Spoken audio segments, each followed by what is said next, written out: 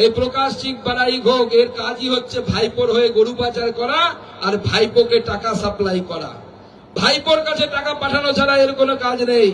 গতকালকে এই জয়েনিং করানোর পরে শ্রমিক ভট্টাচার্য এই সুস্মিতা দেব, প্রকাশ চিক বড়াইক এবং সুখেন্দু শেখর রায়কে পাশে বসিয়ে একটা কথা বললেন যে বিজেপি কোনো তৃণমূলের চোর নেতা, চিটিংবাজ নেতা, যারা তোলাবাজি করেছে, যারা চাকরি বিক্রি করেছে তাদেরকে দলে নেবে না, যাদের বিরুদ্ধে এই ধরনের অভিযোগ রয়েছে তাদের কাউকে দলে নেবে না। বিজেপি আর কি কর্মী সমর্থকদেরকে আশ্বস্ত করলো। এবার আমি আপনাদেরকে দুটো ভিডিও দেখাবো। আলিপুরদুয়ারের বিজেপির সাংসদ মনোজ টিগ্গা, বিজেপির অনেক পুরনো নেতা, তিনি এই প্রকাশ চিক বড়াইককে নিয়ে কিছুদিন আগেই কি মন্তব্য করেছিল আপনারা আগে শুনুন। অ্যারেস্ট হবে, ধীরে ধীরে অ্যারেস্ট হচ্ছে, তাদের বিরুদ্ধে এফআইআর হচ্ছে, আগামীতে নিশ্চিতভাবে দেখবেন যে সব জায়গাতে অ্যারেস্ট হচ্ছে। তো আলিপুরদুয়ারে যারা আছেন আমি নাম ধরে বলে দিতে পারি, সেটা প্রকাশ চিক বড়াইক হোক, সঞ্জীব ধর হোক, সৌরভ চক্রবর্তী হোক, চেয়ারম্যান হোক, যেই হোক, দীপ্ত চ্যাটার্জি, যারা দুর্নীতিবাজ আছেন তার সময় আসলে কিংবা মোনা হোক, সময় আসলে সবাই তদন্ত হবে, জেলে যাবে। আরও একজন বিজেপি সাংসদ, শুধু সাংসদ নয়, বিজেপির কেন্দ্রীয় মন্ত্রী, বিজেপির প্রাক্তন রাজ্য সভাপতি সুকান্ত মজুমদার এই প্রকাশ চিক বড়াইককে নিয়ে কি বলেছিল আপনারা শুনুন। তুমি যেটা করছো সেটা করো, তুমি সন্ধ্যেবেলায় গরু পাচার করো, কোনো অসুবিধা নেই বাবা প্রকাশ, তুমি সন্ধ্যেবেলা ওটা চালিয়ে যাও। তুমি বালি পাচার করো, তুমি চালিয়ে যাও। আর আপনারা কি করবেন, আপনার ডায়েরিতে হিসাব করুন বেটা কত কামাচ্ছে, যত কামাবে তার 10 গুণ পেটে পাড়া দিয়ে বের করে জনগণের মধ্যে আমরা ডিস্ট্রিবিউট করে দেব, জনগণকে দেব। সেই জন্য এদের রাখা যাবে না। এই প্রকাশ সিং বাড়াই ঘোষ এর কাজই হচ্ছে ভাইপোর হয়ে গরু পাচার করা আর ভাইপোকে টাকা সাপ্লাই করা। ভাইপোর কাছে টাকা পাঠানো ছাড়া এর কোনো কাজ নেই। এবার আপনি কি বলবেন শ্রমিকবাবু? আপনার দলের একজন সাংসদ, একজন কেন্দ্রীয় মন্ত্রী, প্রাক্তন রাজ্য সভাপতি, তারা এই প্রকাশ চিক বড়াইককে দুর্নীতিবাজ নেতা বলছে, তারা এই প্রকাশ চিক বড়াইককে চোর বলছে, তাকে জেলে ভরার কথা বলেছে, কিছুদিন আগেই বলেছে, বেশি দিন আগের কথা নয়। আপনি বলছেন আপনি কোনো চোর, কোনো দুর্নীতিগ্রস্ত নেতা, যাদের বিরুদ্ধে অভিযোগ রয়েছে, অভিযোগ তো আপনার দলের নেতারা করেছে।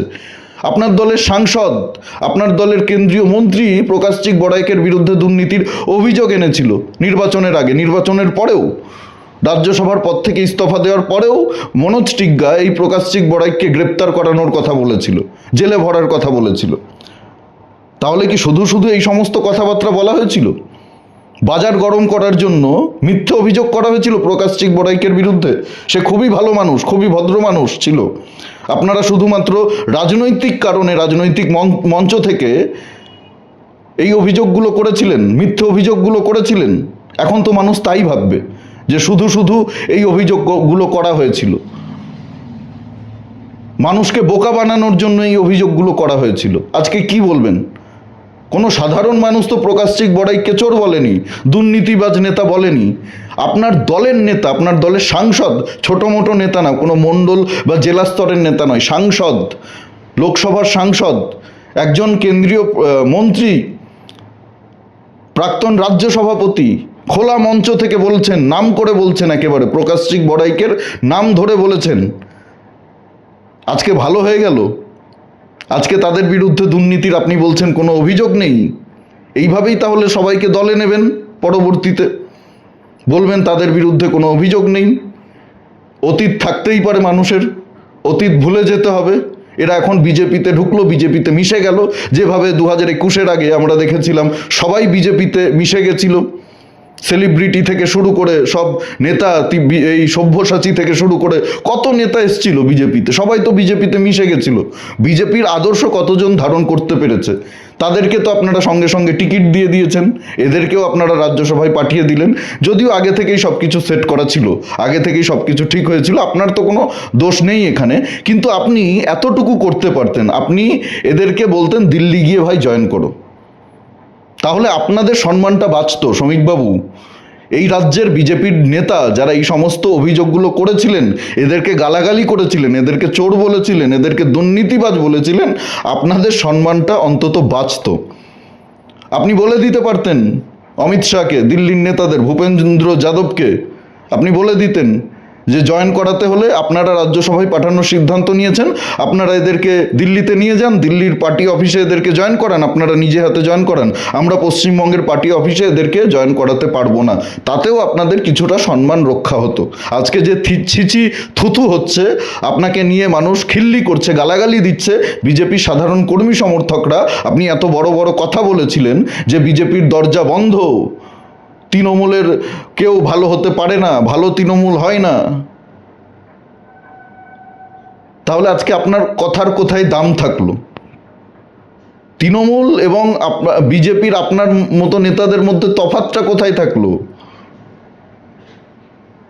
বিজেপিতে তো আরও অনেক নেতারা রয়েছে যারা এই রাজ্যসভার সাংসদ হওয়ার যোগ্য ছিল, অনেক সিনিয়র নেতারা রয়েছেন যারা রাজ্যসভায় যেতে পারতেন, যাদেরকে রাজ্যসভায় পাঠানো যেত। কালকে দেখলাম আমার ভিডিওতে বিজেপির একজন নেতা কমেন্ট করেছেন, বিজেপির নেতা, কলকাতার নেতা, অনেক বড় নেতা অমিতাভ ঘোষ, তিনি কমেন্ট করেছেন যাদের বিজেপি দলে নেওয়া হয়েছে তাদের বিরুদ্ধে গুরুতর কোনো অভিযোগ নেই, এদের রাজ্যসভায় দরকার কিছু অত্যন্ত গুরুত্বপূর্ণ বিল পাশ করানোর জন্য। যখন বিলগুলো আইনের রূপান্তরিত হবে সেটা সনাতনীদের জন্য সত্যি অত্যন্ত প্রয়োজনীয়। অমিতাভ ঘোষ, তিনি বিজেপির নেতা, কলকাতার অনেক বড় নেতা, তিনি কমেন্ট করেছেন। অমিতাভ দাকে আমি বলতে চাই, এদেরকেই কি রাজ্যসভায় পাঠানো দরকার ছিল? আর কি কেউ রাজ্যসভায় যেতে পারতো না? এরা তো রাজ্যসভার সাংসদ পদ থেকে ইস্তফা দিয়ে বেরিয়ে গেছিল। বিজেপি তো যে কাউকে পাঠাতে পারতো, আর যাকেই পাঠাক না কেন, এলি তেলি পেলি গঙ্গারাম, যাকেই বিজেপি রাজ্যসভায় সাংসদ করে পাঠাতো, সেই তো বিজেপির আনা বিলটাকে সমর্থন করতো, বিজেপির আনা বিলটাকে তারা ভোট দিত। তো এখানে এদের কি ভূমিকা থাকবে? এরা কি 3টের জায়গায় 6টা ভোট দেবে? এক একজনে কি 2টো করে ভোট দেবে? এই সমস্ত বস্তা পচা যুক্তি দিয়ে কাদেরকে আপনারা বোকাচন্দ্র বানানোর চেষ্টা করছেন? সেই সমস্ত কর্মীদেরকে যারা এই দলটার জন্য প্রাণ দিয়েছেন, এই দলটার জন্য জেল খেটেছেন, এই দলটার জন্য মার খেয়েছেন, এই দলটার জন্য লড়াই করেছেন, তাদেরকে বোকাচন্দ্র বানানোর জন্য আপনারা এই সমস্ত বস্তা পচা অপযুক্তি দিচ্ছেন, এইসব যুক্তি দিচ্ছেন। এনডিএতে নেওয়া হয়েছে লোকসভাতে তৃণমূলের কিছু সাংসদদেরকে, ওই শতাব্দী রায়ের সঙ্গে যারা ছিল, কাকলি ঘোষ দস্তিদারের নেতৃত্বে, তারা বিজেপিতে আসেনি, কিন্তু এনডিএতে যোগ দিয়েছে, অন্য একটা দল তৈরি করে তারা বিজেপির আনা বিলে ভোট দেবে। এটা খুব স্বাভাবিক ব্যাপার, তারা তো পদ থেকে ইস্তফা দেয়নি, তারা তো এখনো সাংসদ রয়েছে, কিন্তু এরা তো সাংসদ পদ ছেড়ে দিয়েছিল, এরা তো ইস্তফা দিয়ে দিয়েছিল। এদের জায়গায় এলি তেলি গঙ্গারাম যে কাউকে বিজেপি পাঠাতে পারতো, আপনাকেও পাঠাতে পারতো। বিজেপিতে অনেক পুরনো সিনিয়র নেতা রয়েছে, বরিষ্ঠ নেতা রয়েছে, তাদেরকে পাঠাতে পারতো, অভিজ্ঞ নেতা রয়েছে।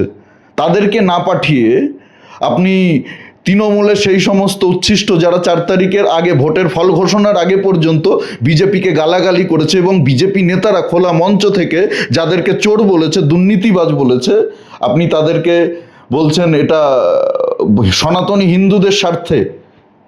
কোনটা সনাতনী হিন্দুদের স্বার্থে? সনাতনী হিন্দুদেরকে বোকা ভাবেন আপনারা? ভাববেন না, বোকা ভাববেন না। 2024-এ ধাক্কাটা লেগেছিল না, নরেন্দ্র মোদীজি বলেছিলেন ইসবার 400 পার, তারপরে গিয়ে 240-এ আটকে গেছিল। দল তো অনেক বড় করে ফেলেছিলেন, কংগ্রেস থেকে নেতা নিয়ে, সমাজবাদী পার্টি থেকে নেতা নিয়ে, বিভিন্ন দল ভাঙিয়ে নেতা নিয়ে, তাদেরকে মন্ত্রিত্ব দিয়ে অমিত শাহজি তো দলটা অনেক বড় করে ফেলেছিল। কিন্তু ভোটের ফলাফলে আমরা কি দেখলাম? বিজেপি 240টা আসন পেয়েছে। নিজের ক্ষমতাতে বিজেপি সরকার গঠন করতে পারেনি, গিয়ে চন্দ্রবাবু নাইডুর পা ধরতে হয়েছে, নীতিশ কুমারের পা ধরতে হয়েছে, তাদেরকে খুশি করে সরকারটা চালাতে হচ্ছে। তো দল বড় করে কি লাভ? আজকে বিজেপি দলের তো বুথে বসার লোক ছিল না, এই রাজ্যে দলটা ক্ষমতায় এসছে কেন? সাধারণ মানুষ আপনাদের উপরে আস্থা রেখেছিল, সাধারণ মানুষ আপনাদের উপরে ভরসা রেখেছিল। দল বড় করতে গিয়ে দলটাকে যে আপনারা দল দল বানিয়ে ফেলছেন, সেটা আপনাদের মানে হয়তো মাথায় ঢুকছে না, বা ঢুকলেও আপনারা কেন করছেন, কি স্বার্থে করছেন, সেটা তো আমি খুব ভালো করে জানি। এর পেছনে কি গল্প রয়েছে সে তো সবাই খুব ভালো করে বোঝে। এইসব সাফাই আপনাদেরকে, এইসব বস্তা পচা যুক্তি আপনারা কেন দিচ্ছেন? কেন বিজেপি কর্মীদেরকে দূরে সরিয়ে আপনারা তৃণমূলের সেই চোর, চিটিংবাজ, প্রমোটার, তোলাবাজ এদেরকে এখন 2 বগলতলায় নিয়ে ঘুরে বেড়ান? জেলা স্তরে মণ্ডল স্তরে কি হচ্ছে আমরা কি কিছুই জানি না? কোনো খোঁজ খবর রাখি না, হাওয়ায় কথা বলি, হাওয়ায় ভেসে চলি, ওপরের দিকে তাকিয়ে হাঁটি ভাবছেন? সবই জানি। এই সমস্ত বস্তা পচা যুক্তি দিয়ে আপনি যাদেরকে বোকা বানানোর চেষ্টা করছেন তারাই সময় হলে জবাব দিয়ে দেবে।